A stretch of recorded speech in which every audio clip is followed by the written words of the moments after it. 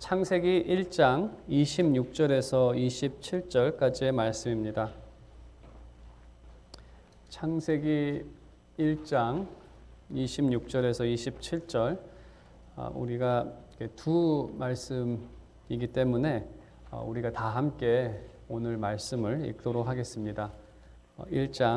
창세기 1장 26절에서 27절에 기록된 하나님의 말씀입니다.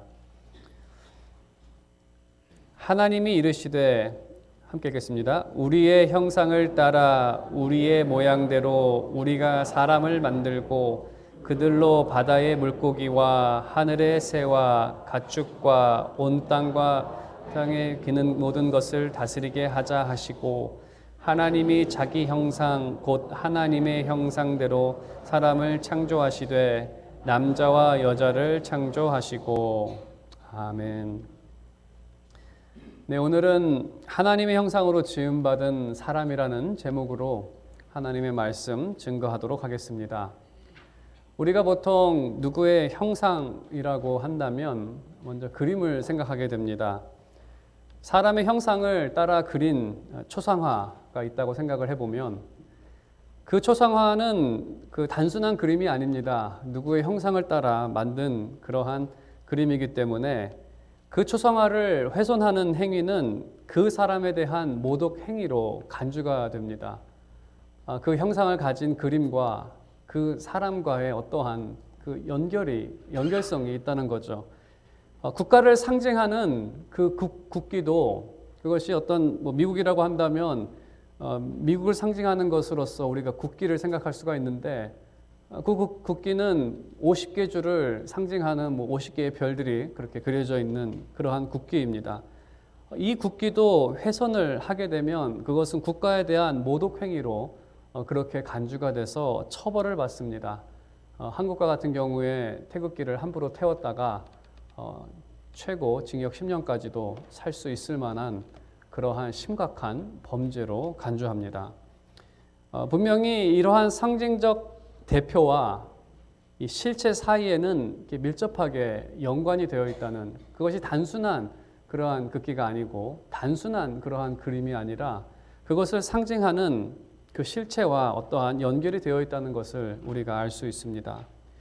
하나님이 자신의 형상으로 인간을 만들었다는 것은 그 사람에게는 이 하나님의 대표성을 가지고 있습니다. 분명히 하나님과 인간 사이에는 무언가 밀접한 그 연관이 있다는 것을 우리가 이 문장을 통해 알 수 있습니다.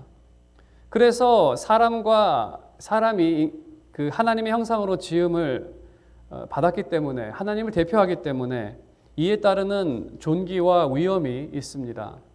그래서 야고보서에서는 사람을 모독하는 것을 하나님을 모독하는 것과 동일한 것으로 그렇게 말하고 있습니다.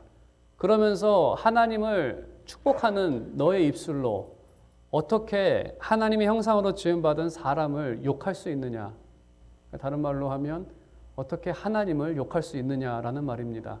어떻게 한 입술에서 하나님을 욕하고 하나님을 축복하는 말이 같이 나올 수 있느냐라고 하면서 그 사람이 하나님의 형상으로 지음을 받았다라는, 그 사람과 하나님 사이에 어떤 밀접한 관계가 있다라는 그러한 그 원리를 갖고 그렇게 설명하고 있습니다. 오늘은 이 여섯째 날 사람을 지으신 그 사건의 일부를 우리가 함께 봉독했습니다. 이 내용이 상당히 풍부하고 많은 것이 함축되어 있기 때문에 이 여섯째 날 인간 창조에 대한 부분을 두 주로 나눠서 오늘은 하나님의 형상에 대한 부분에 대해서, 그리고 다음 주에는 그 생육하고 번성하라는 그 명령에 대해서 두 개를 나누어서 보도록 하겠습니다. 그래서 오늘은 이 하나님의 형상으로 지음받았다라는 의미를 우리가 조금 더 깊게 이 아침 생각해 보기를 원합니다. 다른 피조물과는 달리 26절에 있는 것처럼 하나님께서는 자신의 형상을 따라 인간을 만드실 것을 먼저 계획을 하십니다. 근데 계획을 말씀하십니다. 다른 피조물들을 만들었을 때 내가 무엇을 만들어야겠다, 우리가 무엇을 만들자라는 계획을 말씀하지 않으셨는데, 인간에 대해서는 이렇게 계획을 말씀하십니다. 그러면 하나님의 형상으로 만들어졌다. 다른 말로 하면 이 신의 형상을 가지고 있다라는 이 말이 그 당시에는 어떻게 이렇게 들렸을까를 우리가 먼저 생각해 봐야 되는데, 그 말은 주로 그 신상, 어떤 신의 형상으로 만든 신상이나 아니면 어떤 그림, 우리가 영화를 볼 때 점쟁이 집에 가면 그 영화에서 뒤에 이렇게 막 그림을 그려놓죠. 저거는 지하 무슨 세계를 다스리는 무슨 대장이고, 저거는 이렇게 그림들이 있지 않습니까? 그래서 이 어떤 신의 형상을 따라 만들었다라는 것은 그 당시 어떤 신상이나 그러한 그림이나 또 마지막으로는 이 왕에게 적용했던 그러한 문구입니다. 먼저 신상이나 그림에 적용했다라는 의미는 그 어떤 신상이나 그 그림에 그 하나님 또는 신의 영이 있다라고 생각을 했습니다. 그래서 그 신상이나 그림 앞에서 열심히 빌고 열심히 절하고 제사도 드리고 열심히 하면 그것과 신이 어떤 연결이 되어 있기 때문에 내가 한 이 모든 것들을 신이 들을 거라고 그렇게 생각을 했습니다. 그래서 그러한 생각은 그 당시에도 그렇게 생각을 했었고, 지금도 미신을 믿는 사람들은 그러한 그 신상을 세워놓고 그 앞에서 열심히 절을 하는 사람들이 있습니다. 그 다음에 왕과 같은 경우는 고대의 왕들은 스스로 자신을 신의 대리자 또는 신과 사람들 사이의 중보자라고 그렇게 자신을 주장했습니다. 자신이 그러한 사람이라고 했죠. 그것은 자신의 왕권을 확립하고 또 안정시키기 위한 그러한 방법으로 사용했습니다. 그래서 당신들이 축복을 받고 싶으면 나에게 빌어라. 그럼 내가 신의 그 축복을 너희에게 나눠주겠다. 그렇게 생각을 했었고, 100년 전까지만 하더라도 일본의 국왕은 그 신의 현존이라고 했었죠. 그러니까 걸어다니는 신이라고 사람들이 생각을 했습니다. 그렇게 신처럼 모셨습니다. 지금은 많이 세대가 바뀌었기 때문에 그러한 그 국왕들이 신처럼 대우는 받지 못하지만 그렇게 생각을 했습니다. 그래서 고대 이스라엘 시대에 주변 나라들과 사람들의 통상적인 생각이 이러한 생각이었습니다. 하나님의 형상을 갖고 있다라고 한다면 그것은 신상이나 어떠한 신의 그림 또는 그 왕, 어떤 특수 계층. 하지만 창세기는 이러한 시대적 생각과 전혀 반대되는 반시대적인 주장을 합니다. 그 반시대적인 주장이 무엇이냐면, 모든 인간은 남자이건 여자이건 모든 인간은 하나님의 형상으로 지음을 받았다라고 그렇게 창세기는 선언을 합니다. 그게 진리죠. 하나님께서 하신 말씀이기 때문에. 이 말씀이 반시대적인 이유는 시대적으로 그 사람들이 생각했을 때에 어떠한 특수 계층, 그 사람에게 이것을 적용한다면 특수 계층이라고 한다면 왕족이나 제사장 계층만이 하나님과 가깝다라고 생각을 했습니다. 하나님이 여기 있고 동물들이 여기 있으면 그러한 계층들이 하나님 앞에 가깝고 나머지 계층들은 동물에 가깝지 하나님께 가깝지는 않다라고 생각을 했었습니다. 하지만 성경에서는 모든 인간은 동물과 하나님이 있다라고 한다면 하나님께 가깝지 동물과는 완전히 구별된 그러한 사람들이다라고 그렇게 말하고 있는 것입니다. 다윗은 시편 8편에서 이렇게 고백을 합니다. 여기서 그러는 사람이죠. 하나님보다 조금 못하게 하시고 영화와 존귀로 관을 씌우셨나이다. 주의 손으로 만드신 것을 다스리게 하시고 만물을 그의 발 아래 두셨으니 곧 모든 소와 양과 들짐승이며 공중의 새와 바다의 물고기와 바닷길에 다니는 것이니이다. 인간의 위치는 하나님보다 조금 못하게 지으셨지만 그에게는 영화와 존귀가 있고, 그리고 하나님이 만드신 모든 것들을 다 다스릴 지배자와 피지배자의 차이로, 그러한 구분으로 만드셨다는 겁니다. 이게 바로 인간의 위치입니다. 인간은 하나님의 형상으로 지어졌기 때문에 모든 인간은 존귀하고 모든 인간은 위험이 있습니다. 그럼 오늘 우리가 조금 더 깊게 살펴본 것은 그러면 하나님의 형상이라고 하는 이 의미, 하나님을 닮았다는 이 의미가 어떠한 의미인가? 어떠한 주석가는 6가지의 형상이 있다라고 그렇게 기록을 했습니다. 6가지가 다 일리 있는 그러한 설명들인데 제가 그것을 이렇게 놓고 봤을 때 3가지로 요약해서 그 형상을 설명할 수 있었습니다. 3가지로 요약될 수 있었는데 오늘 제가 이 3가지 인간이 갖고 있는 그 하나님의 형상, 어떠한 부분에서 인간이 하나님의 형상을 갖고 있는가에 대한 그 부분을 3가지로 요약해서 말씀을 드리겠습니다. 첫 번째로 먼저 존재론적으로 인간 존재는 영을 갖고 있습니다. 영을 갖고 있습니다. 인간은 영과 육의 합본체라고 할 수 있습니다. 육만 있는 것이 아니라 영이 있습니다. 근데 이 영이라는 것은 영이라는 단어, 또 혼이라는 단어, 정신이라는 단어, 이게 상당히 이게 동의어로 사용이 되어지기 때문에 어떠한 혼동이 있습니다. 그래서 제가 이 혼동을 조금 해소하기 위해서 이 부분을 조금 더 설명을 해드리겠습니다. 보통 어느 나라든지 영이나 혼이나 정신이라는 단어를 사용했을 때 그 단어의 의미는 보이지 않는 무엇이 보이는 것을 움직인다라는 의미에서 영을 사용했습니다. 그러니까 영이라는 것은 보이지 않는 것이지만 보이는 것을 움직인다라고 합니다. 그래서 보통 혼이 나간다고 했을 때는 그 사람이 딱딱하게 움직이지 않는 상태를 혼이 나갔다라고 하는데 그것은 혼이 그 사람을 움직여야 되는데 혼이 나가서 그 사람이 안 움직인다라는 그러한 의미, 또 사람이 죽을 때 영이 떠났다는 것도 그 사람이 더 이상 움직이지 않기 때문에 그 사람의 영이 떠났다라는 그러한 단어들을 사용하는데 그게 한국적 문화만 아니라 전 세계적인 문화의 그 단어들이 다 공통적으로 등장을 합니다. 그래서 영이나 혼은 보이지 않지만 무언가를 움직이는 시대를 움직이는 시대의 정신이 있고 그런 정신으로 번역하기도 하고 그러한 여러 가지가 있습니다.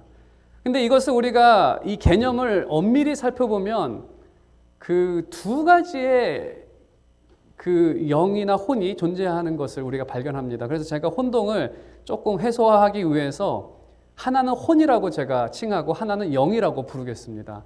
사실 번역할 때는 이것을 그냥 겹쳐서 번역을 하는데 그냥 이 설명을 돕기 위해서 하나는 혼이라고 부르고 하나는 영이라고 부르겠습니다. 그래서 혼이라고 불리는 기관은 제가 번역상으로 혼이라고 했는데 그것은 지금 와서 우리가 봤을 때에 그것은 이 뇌의 기능에 대한 부분입니다. 심리학이죠. 전에는 이 심리학이 발달되기 전에는 왜 저 사람이 저런 행동을 할까라는 것에 대해서 저 사람이 정신이 잘못돼서 그러한 여러 가지 것을 사용을 했는데 지금 심리학에 발달된 이 상황에서는 그것은 뇌의 기능이고 뇌의 기능이기 때문에 그것은 사실 육체와 가까운 그러한 어떠한 기능 중에 하나입니다. 그래서 동물에게도 이러한 의미에서의 혼이 있습니다. 동물도 그 동물을 움직이는 무언가 행동을 하게 만드는 그 안에 무언가 혼이 있다는 것입니다. 하지만 그렇다고 해서 동물에게 영이 있다라고 말하지는 않습니다. 인간에게는 그 그러니까 뇌의 기능이 있죠. 육신에 속한 그러한 기관인데 그것이 있음과 동시에 동물이 갖고 있지 않는 사람에게만 있는 영이라는 것이 있습니다. 영을 갖고 있는 인간만이 하나님과 교통할 수 있습니다. 영이 있기 때문에. 동물은 혼은 있어도 영은 없기 때문에 하나님과 교통하는 그러한 피조물이 아닙니다.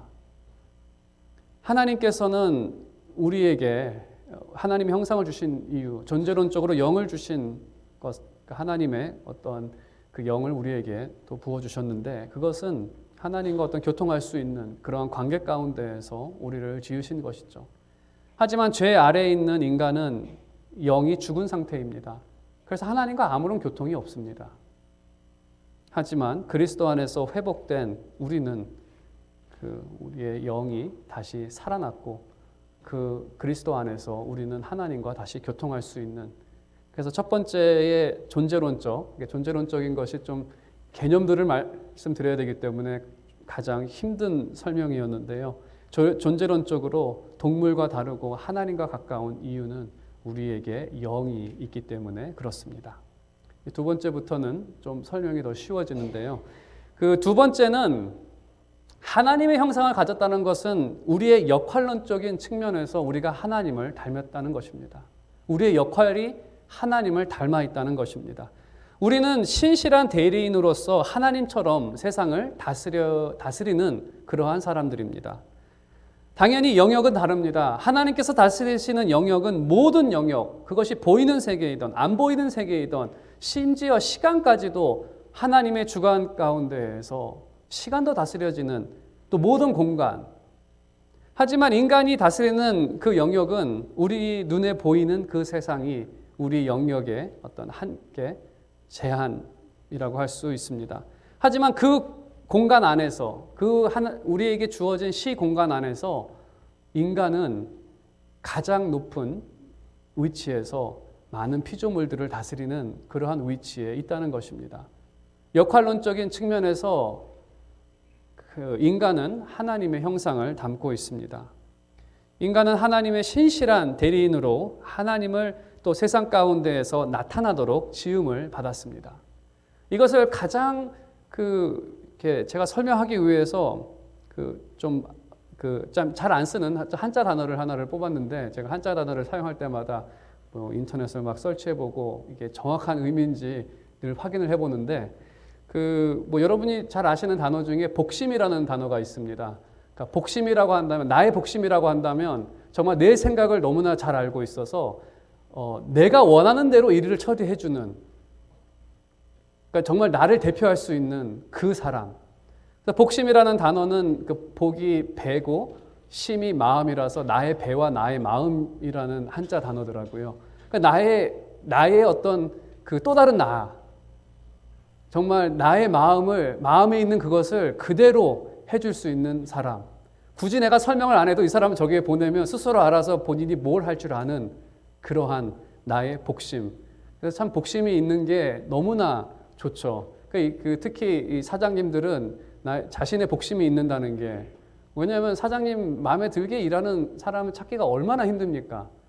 사람의 생각이 다 다르기 때문에 꼭 사장님이 불가능한 말을 늘 하는데, 좀 내 생각대로 못 해주니 당연히 못하죠. 왜냐하면 두 사람이 다른데 어떻게 그렇게 하겠습니까? 아무튼 복심이라고 한다면은 그러한 신실한 대리인, 그래서 중요한 일을 보통 복심에게 맡깁니다. 나의 마음과 나의 생각을 정확하게 알고 있는 그 사람.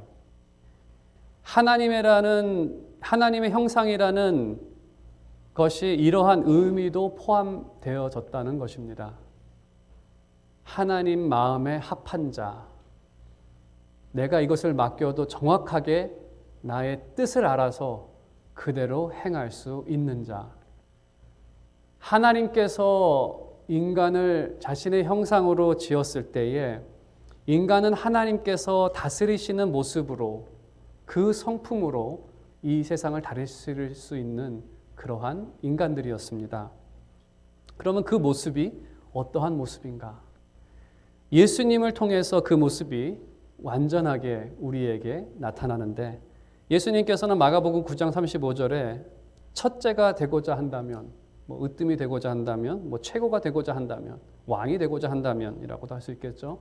그럼 너희는 마지막이 되라, 끝이 되라. 그리고 많은 사람들을 섬기라고 말씀하십니다.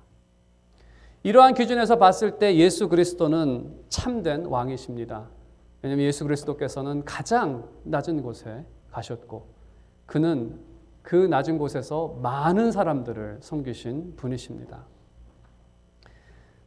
그래서 26절에서 이것을 다스리라는 그 의미는 우리가 통상적으로 생각하는 보통 어떤 왕이나 어떤 대통령들이 생각하는 그러한 군림한다는 그러한 의미가 아닙니다. 하나님께서 인간을 창조하시고 이것을 다스리게 하셨을 때에 하나님처럼 다스린다는 것은 사실 그것들을 섬기는 것입니다.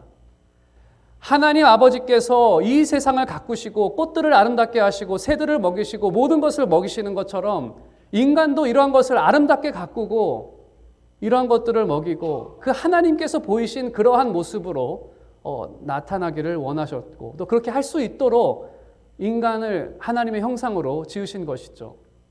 하나님께서 인간을 만드셨을 때 모든 인간들을 존귀하게 하시고 영화에 관을 씌우시고 영광으로 창조를 하셨습니다. 그런 것처럼 인간도 다른 사람들을 대할 때 그 존귀와 영광을 지키는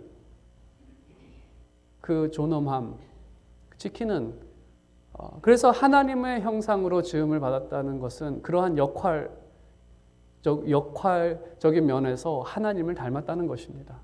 죄를 짓기 전까지 인간은 하나님의 그 영광과 선한 성품들을 나타낼 수 있었습니다.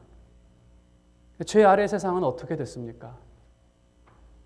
죄가 들어온 이후에는 인간은 참 비극 가운데 살아가고 있습니다. 본인이 비극에 있으면서도 비극인지도 모르는 영광과 존귀를 전부 다 잃어버린 그러한 상태가 되고 만 것이죠. 비즈니스맨이라기보다는 사업가들이 늘 생각하는 것은 돈인데 그렇기 때문에 사람을 평가할 때도 돈으로 평가를 합니다.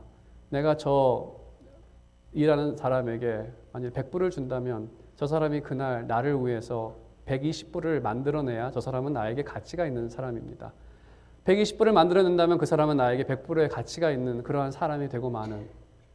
그래서 사업가들은 모든 것에 돈을 매깁니다. 저 사람은 얼마의 가치가 있고 저 사람은 얼마의 가치가 있고 저 사람은 얼마의 가치가 있다라고 하는 하나님의 영광과 존귀를 입은 사람의 돈의 가치로 매겨진다는 것. 하지만 그것은 그러한 사업가뿐만 아니라 심지어는 우리도 저 친구는 나에게 이러한 유익을 주고 저 친구는 나에게 이러한 유익을 주기 때문에 저 친구는 내가 존귀해 줄 만한 하지만 저 친구는 뭐 그냥 무시해버려도 되는 모든 것에 우리는 서로에게 이러한 말도 안 되는 가치들을 매겨가면서 영광과 존귀는 날마다 바닥으로 떨어져 가고 있습니다. 조금 더 극단적인 비참한 말씀을 한마디 더 드린다면 제가 전에 한번 그 네브래스카 상원 의원 그 상원의원 세시가 했던 그 발언을 제가 한번 언급한 적이 있는 것 같은데 그분이 그 미투 운동 중에서 이 성폭력에 대한 그 이 비극적인 이 모습들에 대해서 발언한 부분이 있습니다.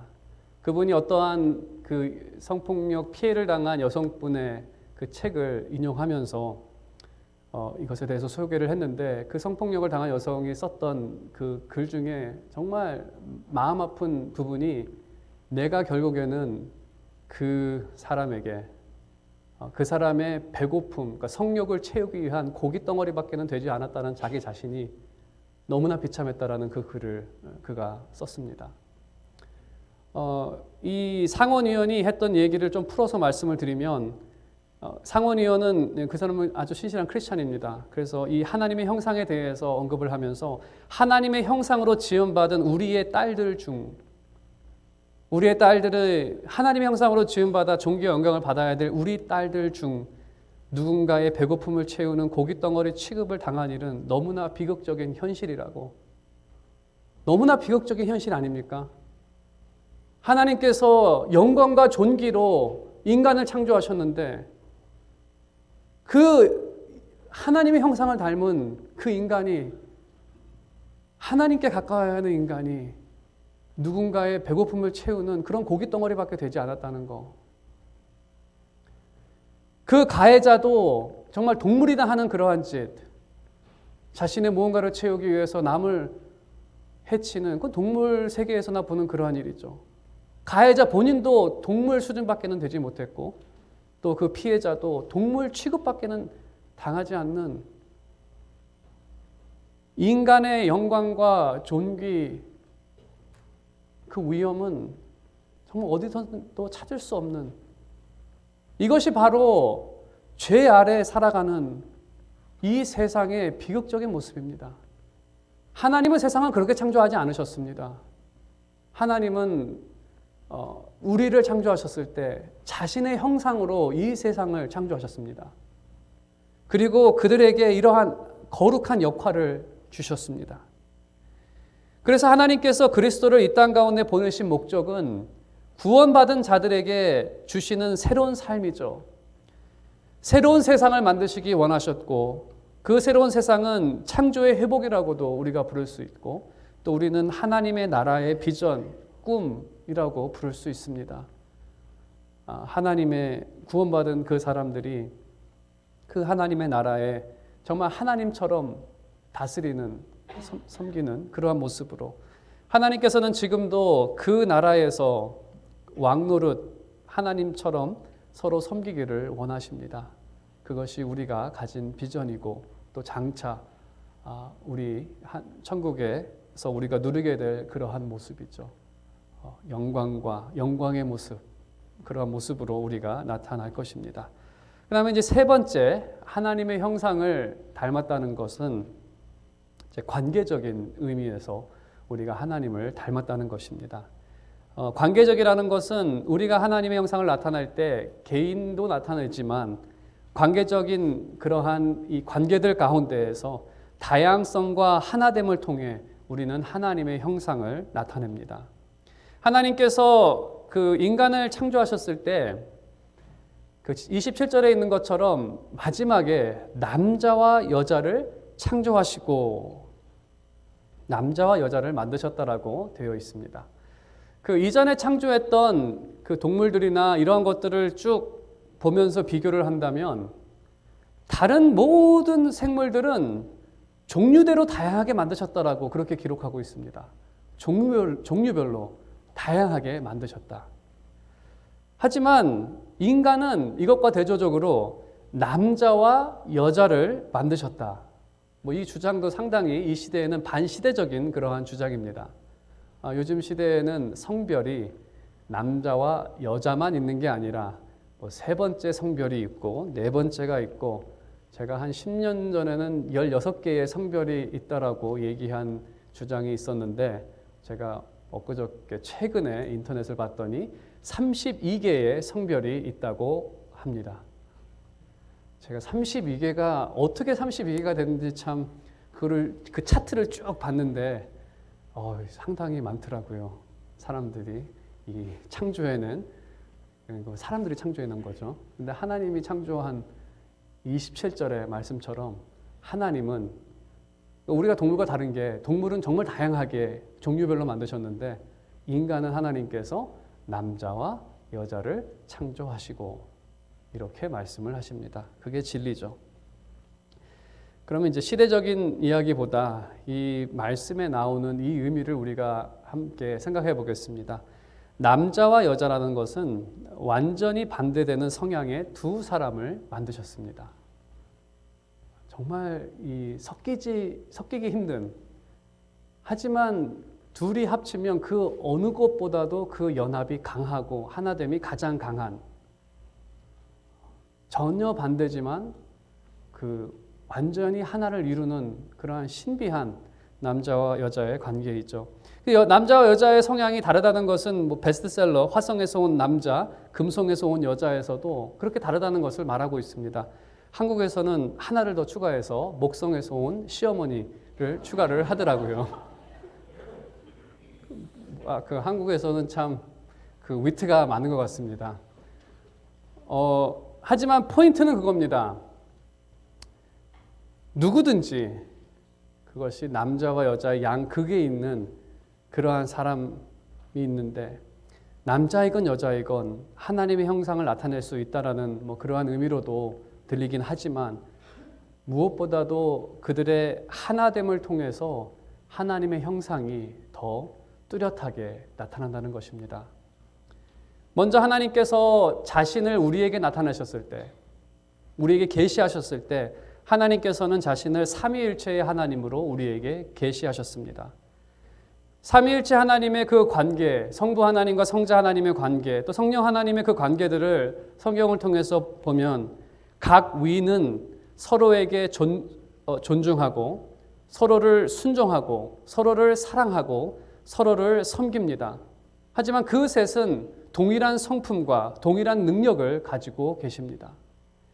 하지만 그들의 역할이 서로 다르고 그렇다고 해서 그들이 자신들의 역할을 감당했을 때 서로 충돌하거나 서로 의견이 맞지 않거나 그것이 아니라 아버지께서 분부하신 것을 그 아들이 순종하고 그 아들이 하나님 아버지께 요청한 것을 아버지께서 들으시고 그대로 이행하시고 그들 가운데에는 하나됨과 이 조화를 이루는 그러한 하나됨이 있습니다. 우리 하나님이 누구냐라고 얘기했을 때 우리는 성부 하나님만 하나님이라고 하지 않습니다. 성자 하나님만 하나님이라고 하지 않습니다. 우리 하나님은 삼위일체의 하나님, 그 한 하나님이라고 우리는 부릅니다. 하나님의 형상으로 지음을 받은 우리, 하나님의 형상은 하나님의 형상으로 지음받은 사람들의 연합을 통해서 그 하나님의 형상이 더 강하고 더 아름답게 나타납니다. 요한복음 13장 35절에서 예수님께서는 이렇게 말씀하십니다. 너희가 서로 사랑하면 이로써 모든 사람이 너희가 내 제자인 줄 알리라. 여기서 제자라는 의미는 바로 예수님을 나타내는 사람, 그러니까 스승이 있고 제자가 있으면 제자는 그 스승을 따라가는 사람이고 따라하는 사람이고 또 그렇게 따라가는 사람인데 너희가 기도를 열심히 하면 내 제자인 줄 알리라 이게 아니고 상대방이 둘이서 서로 사랑하면 그제서야 사람들이 너희가 내 제자인 줄을 알게 될 것이다라고. 그들의 연합을 통해서 서로 사랑하는 관계를 통해서 그 주님 닮은 자의 모습이 하나님 형상의 모습이 나타난다는 그러한 의미입니다. 하나님의 형상은 혼자 나타내는 것이 아닙니다. 어디 산속에서 막 돌을 닦고 내가 빛의 자녀로 태어나야지 득도를 하겠다고 막 열심히 해서 하나님의 자녀가 되는 것이 아니라 하나님의 자녀는 다른 사람과 함께 있을 때 그 자녀됨이 나타나는 것이지 혼자 무언가를 한다고 해서 하나님의 자녀가 되는 것은 아닙니다. 오직 성령께서 새롭게 창조하신 사람들의 연합, 하나됨을 통해 하나님께서는 세상에 자신의 모습을 나타내십니다. 바로 그 교회가 이 사역의 중심에 있습니다. 교회는 바로 성삼위 하나님의 이름을 가진 사람들의 모임입니다. 우리가 예수 그리스도의 이름을 고백했을 때 교회는 그에게 성부, 성자, 성령의 이름으로 세례를 베풉니다. 그 의미는 당신이 성삼위 하나님의 모습으로 다시 태어났다라는 그 사람의 이름을 가지고 있다라는 그러한 의미입니다. 성삼위 하나님의 이름이 당신에게 있습니다. 바로 하나님의 모습으로 형상으로 새롭게 창조했다라는 그러한 의미입니다. 그래서 그곳에서 우리는 우리의 정체성을 발견할 수 있습니다. 그래서 베드로전서 2장 9절에서 우리의 정체성을 이렇게 말하고 있습니다. 그러나 너희는 택하신 족속이요 왕 같은 제사장이요 거룩한 나라요 그의 소유가 된 백성이니 이는 너희를 어두운 데서 불러내어 그의 기이한 빛에 들어가게 하신 이의 아름다운 덕을 선포하게 하려 하심이라. 여기서 베드로는 먼저 너희는 복수 형태로서 너희 교회를 의미합니다. 너희 전부는 왕이고 제사장이고 거룩한 나라고 소유가 된 백성이라는 것입니다. 너희를 그 어두운 곳에서 그 세상 그 비참한 곳에서 너희를 불러내신 것은 바로 하나님의 그 아름다운 덕, 그 성품, 그 모습, 그 행하심 이 모든 것들을 너희를 통해서 나타내게 하시려고 하는 그것이 언제 나타나는가? 우리가 하나됨에 서로 사랑하며 그러한 모습 가운데에서 나타나게 되는 것이죠. 이것이 바로 우리의 정체성입니다. 하나님께서는 우리를 하나님의 형상으로 창조하셨고 우리의 타락으로 인해서 그 모습을 잃었지만 그리스도 안에서 우리를 다시 재창조하셨습니다. 그리고 하나님께서는 우리에게 영광과 존귀의 관을 씌워주셨고 우리를 이 세상 그 어떠한 것보다도 존귀하게 생각하실 뿐만 아니라 정말 자신의 목숨보다도 우리를 더 존귀하게 생각하신 그러한 분이십니다. 오늘 말씀의 결론을 맺겠습니다. 하나님의 형상에 대해서 우리가 세 가지를 살펴봤습니다. 첫 번째로 존재적으로 우리에게는 영이 있습니다. 그래서 우리는 동물보다 하나님과 더 가까운 그러한 사람들입니다. 역할적인 면에서 우리는 하나님을 나타내는 신실한 대리인으로서 다스리는 그러한 사람들이고, 또 그렇게 신실한 대리인으로서 이 세상을 다스릴 때에 그 하나님의 형상이 우리를 통해서 더 잘 나타납니다. 또 관계적으로서 서로에 대한 섬김으로 완전한 하나님의 모습을 우리는 나타냅니다. 이러한 형상을 입은 인간은 존귀와 영광으로 지음을 받았습니다. 여기 계시는 모든 개인들이 다 그러한 존귀와 영광을 가지신 분이 아니라 내 옆에 있는 내 형제 자매들도 다 존귀한 사람들이고, 예수 그리스도께서 자신의 보혈을 흘려서 사신 그러한 사람들입니다. 뿐만 아니라 믿지 않는 사람이라 할지라도 그들은 하나님께서 존귀와 영광으로 그들을 지으셨습니다. 단지 지금 살아가는 모습이 안타까운 그러한 모습인 것이죠.